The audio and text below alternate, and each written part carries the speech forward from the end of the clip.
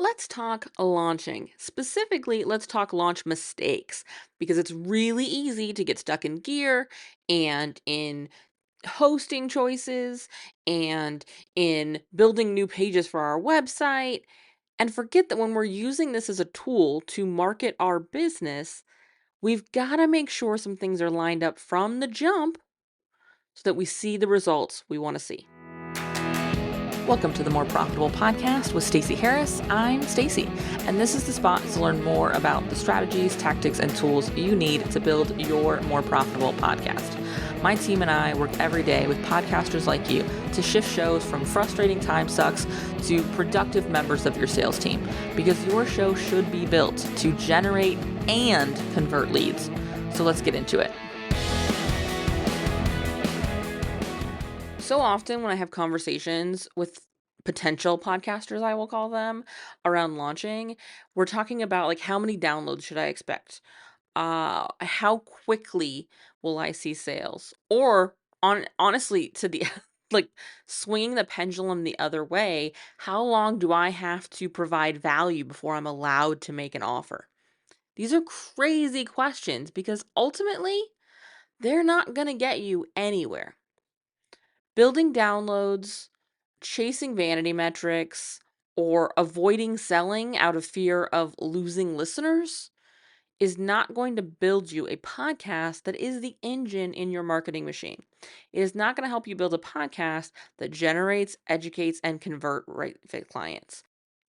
Today, let's zoom in on 3 of these mistakes that I see, specifically business owners who are using their podcast this way, making when they launch their show. I also want to be really transparent with you. If you launch your podcast and you manage to completely sidestep making any of these mistakes, by the way, congratulations, you're great. But also, you gotta watch out that these don't sneak up later. Each of these mistakes that we're going to talk about today are still things I check in with regularly. I have questions built in to my annual review that let me make sure that I haven't sort of drifted off course and landed in the land of one of these mistakes, because it can happen if we don't keep our eyes on our show and we don't continuously make sure that we are avoiding some of these things. And that'll make more sense as we get into them. Let me be clear. But I want you to be aware. Like most things in our businesses, unfortunately, they are not as set it and forget it as we would maybe like it to be, certainly as I would like it to be. Before we begin, I want to remind you, if you have not yet checked out the library of Q&As we have answered over on the Podcast Newsroom, today's a good day to do that. Head on over to thepodcastnewsroom.com to get signed up to the private podcast and get your private access at thepodcastnewsroom.com. I'm stoked for what we've got built out over there and what we've got coming. So make sure you've got your access set up. With that, I want to dig into our first mistake. The first mistake is honestly, like, I'm not even going to ease us into here. We're going to start in the deep end because it comes at ideation. It starts at the like moment of birth for your show and this idea that you want one. You need to understand the clear purpose this podcast serves in your business. Now, let me put a little asterisk there and let me just say something, because I know occasionally people who do not have a business stumble upon this show, and people who want to have a podcast because they just want a podcast go, but I don't, but not not everybody. But for the people who generally listen to the show, and I'm guessing you are one of them, I want to be clear. If you're building this podcast because you want it to help you in your business, you are looking at this as a visibility tool, then it needs to be tied to your business. An understanding of the role it serves, the job it does, is critical. It cannot just be time.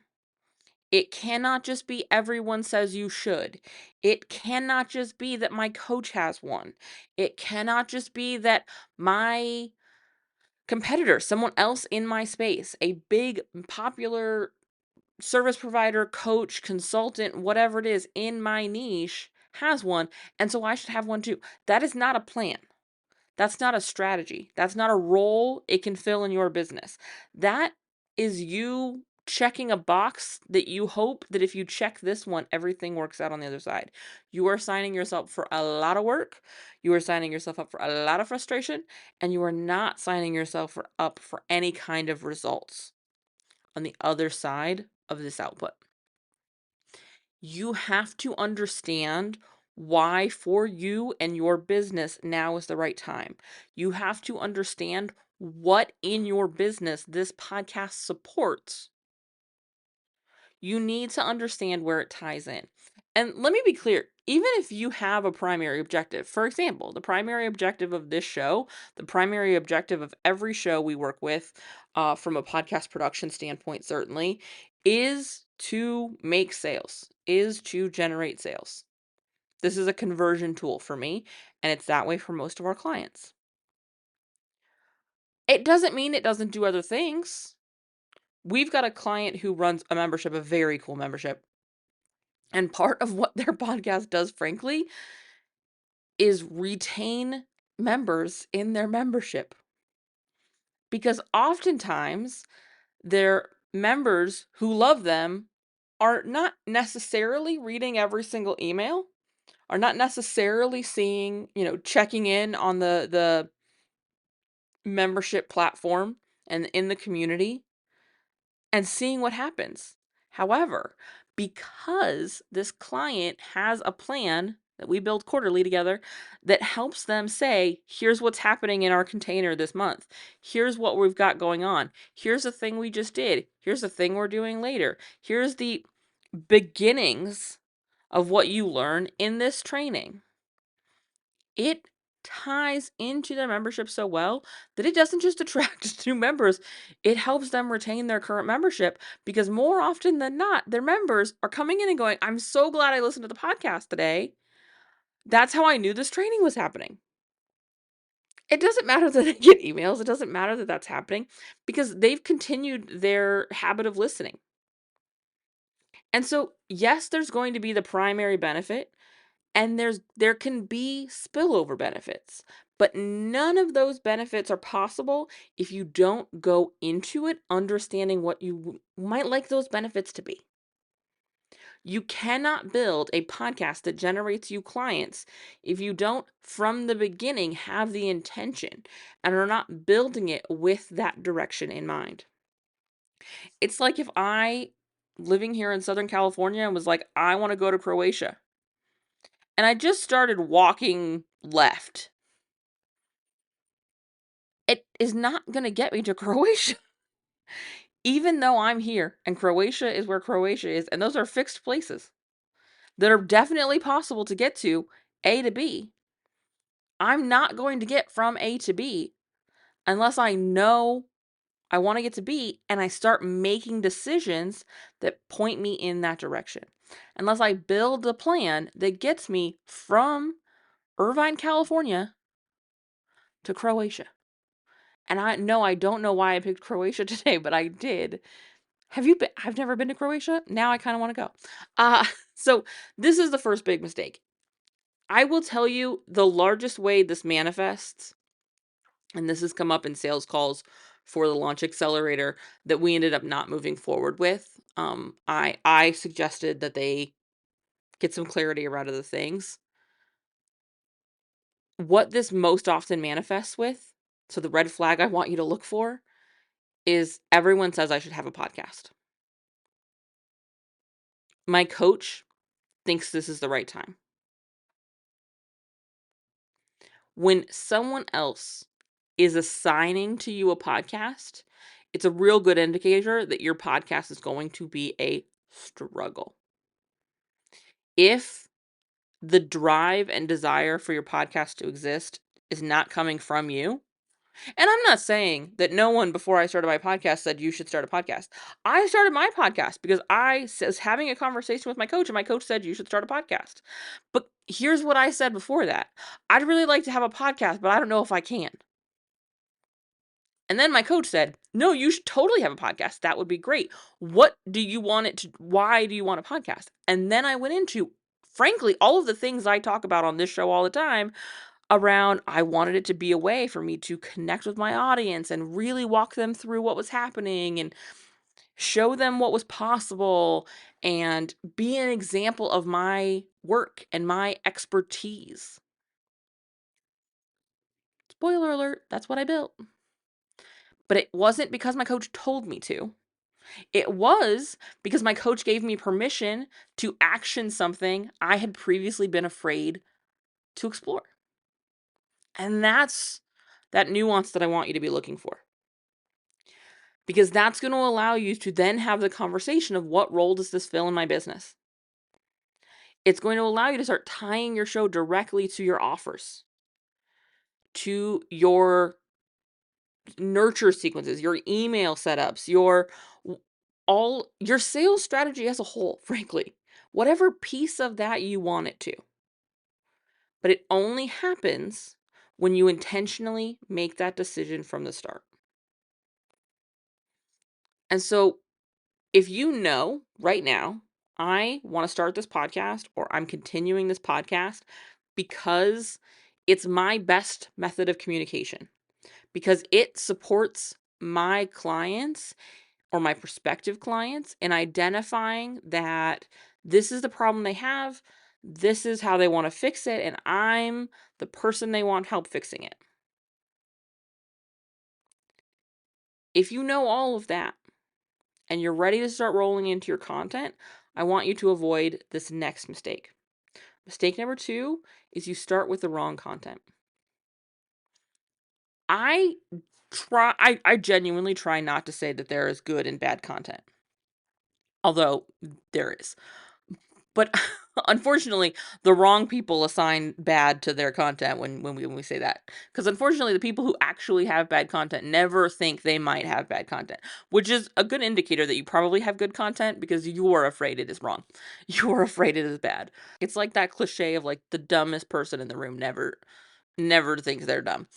Anyways, what I mean by starting with the wrong content is there seems to be this belief that you need to prove yourself before you can make an ask. And again, I think this is true.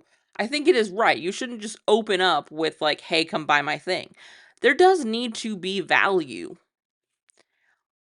But when I say there needs to be value, when I suggest educational content, too often we're taking that too far. We're thinking we've got to spend the first 3, 6, 8 months of our podcast just educating, no ask, no call to action. And that is the biggest disservice you can be making to your new show and to your listeners. Because 2 bad things happen as a result here. 1, your content works because you made a decision to build a marketing and sales engine into your podcast. You built content that speaks to your ideal client. You built content that speaks to where they are, to what they need, and you help them make a decision. However, you never offer them a decision. And so they continue to suffer silently, or they go find someone else to solve their problem.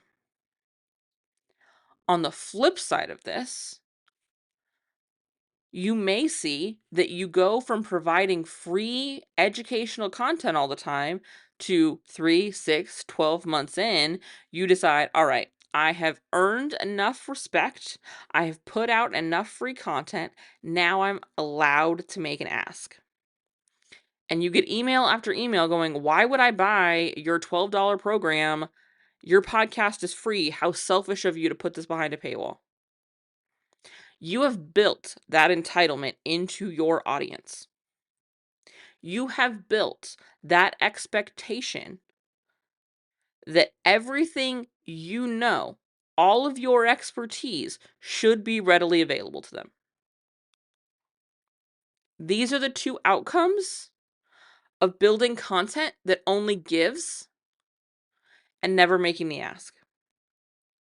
I've been doing this a while, as you may know. And so I remember when Gary Vaynerchuk put out a book called Jab, Jab, Jab, Right Hook. In fact, somewhere in the archives of this very show, there is me reviewing that book and talking about how I went to the book signing. It was a very different time, okay? We all grow and evolve. I think that's important to say. But there was this book he wrote called Jab, Jab, Jab, Right Hook. And I really liked the premise.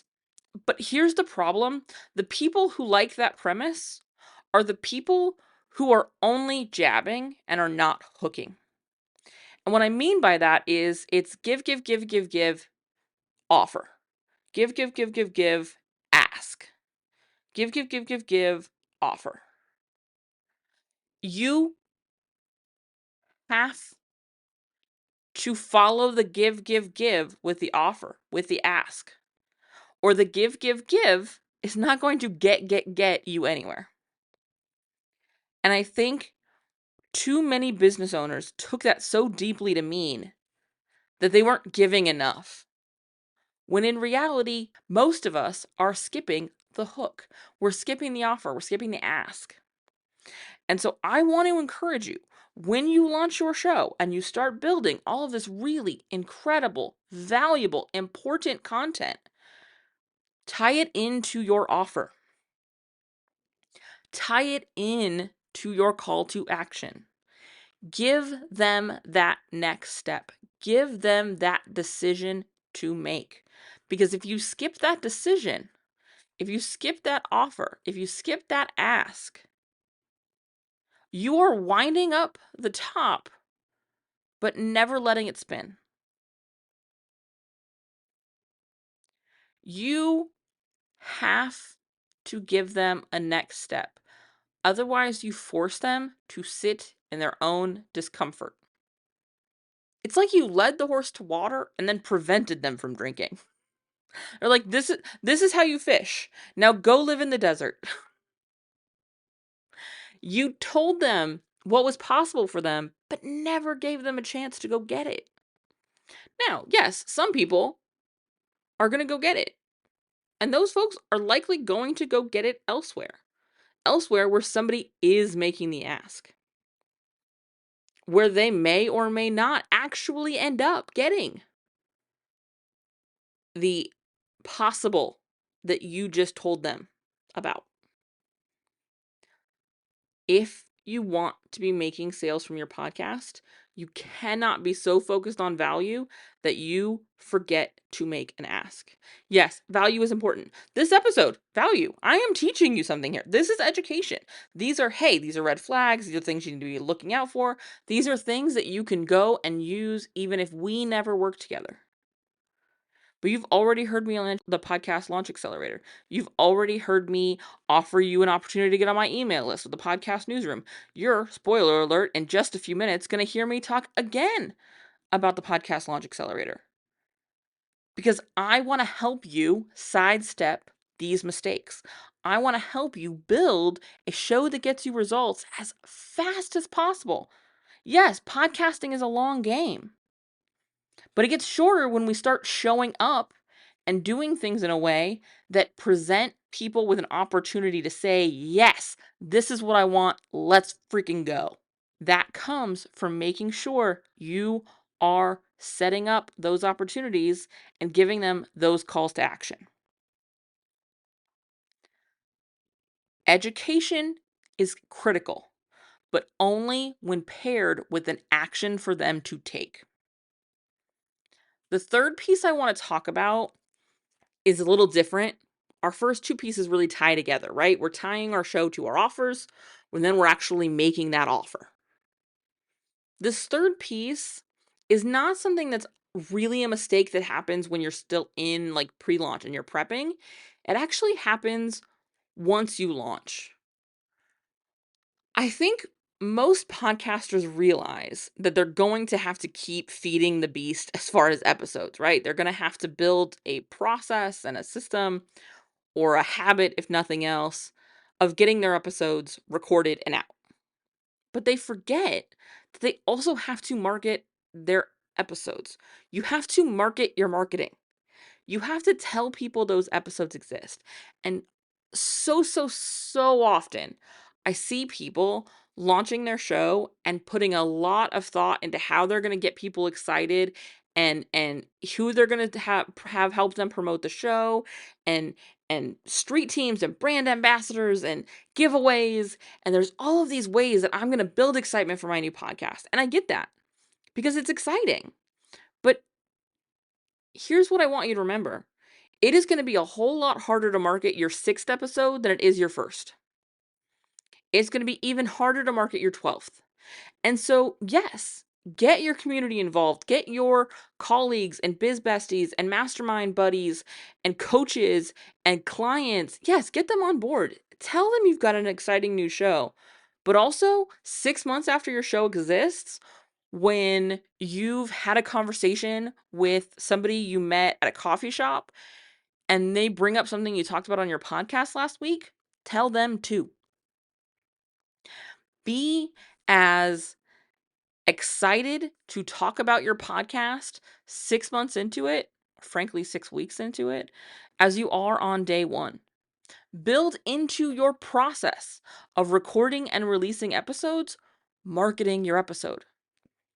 In my dashboard where I've got my podcast stuff set up, when I hit schedule complete, it automatically builds out tasks in my social media marketing board and in my email marketing board.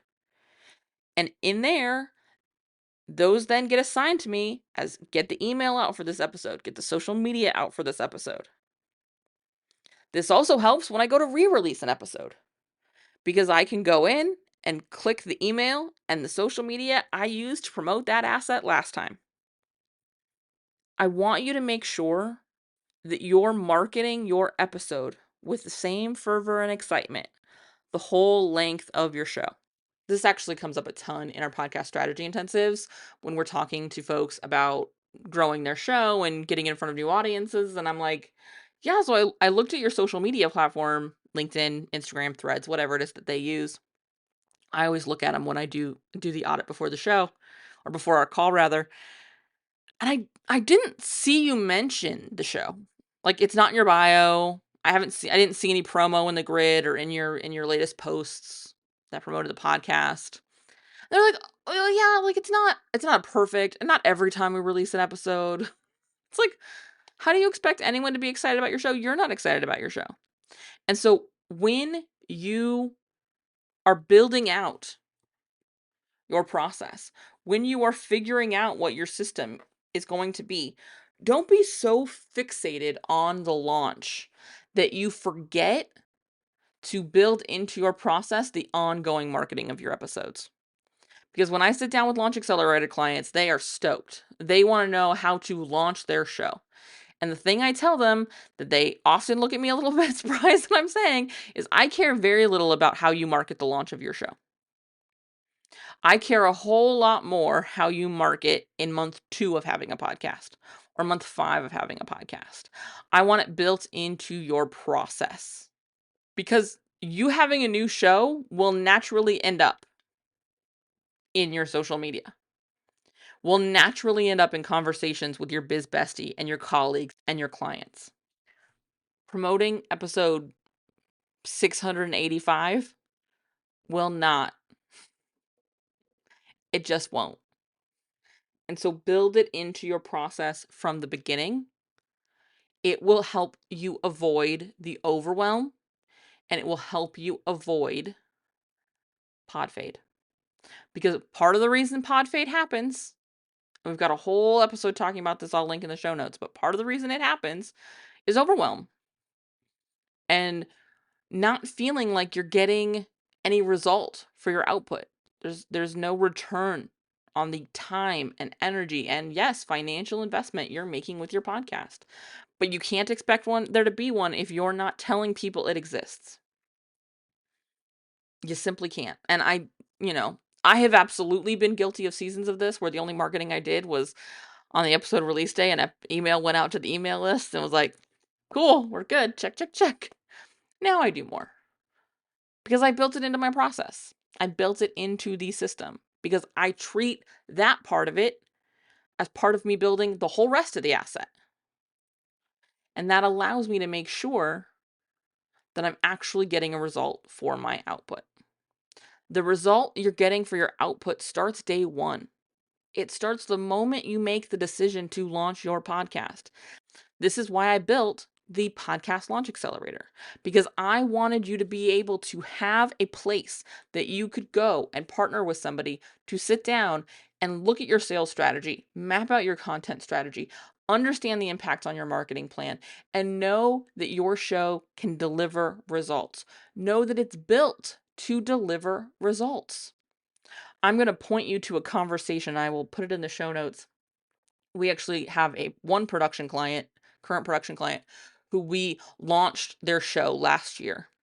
She sat down with me the tail end of last year, I think, and we talked through sort of working with us and the early wins of that. And as I said, I will put that link in the show notes so you can hear it. But she was able to see really great results from her show in a matter of a handful of episodes, because we built it intentionally, because she understood the impact on her business, because she knew that we needed to be tying together the education with the offer. And that's what we did. We built out her launch, and then we moved into regular production. And we can do the very same thing for you. That's what the Podcast Launch Accelerator is for. If you want to learn more, if you want to get signed up, if you want to have a conversation about if now is the right time for you, head on over to uncommonlymore.com/accelerator, read through the details, book a call with me. We can have a chat. We can get you rolling and building a podcast that is really an asset, that is not just yet another thing on your to-do list that you hope grows your business. All right? uncommonlymore.com/accelerator. I'm super, super stoked to talk to you. I will see you right back here next week. Thanks so much for listening to the show. Remember that content consumption does not make changes. So commit to doing something from today's episode. Maybe it's taking action on what we talked about. Maybe it's reaching out to me and learning more about podcast strategy intensives or what podcast production looks like with our team. All of that is over at uncommonlymore.com. And if you haven't yet signed up for the podcast newsroom, I want to remind you that is a great next step. If you're not really sure what comes next, hang out over there. Get those exclusive private episodes. That's over at podcastnewsroom.com. And the last favor I will ask, because social proof is endlessly important for sure, is to leave a rating or review for the show. If you go to ratethispodcast.com/more, that's the easiest way to do it. But I would love to hear what you thought of the show, what you think of the show, and if the show has been helpful for you. I can't wait to chat with you. So this is just the start of the conversation. Reach out so we can keep it going. Talk soon.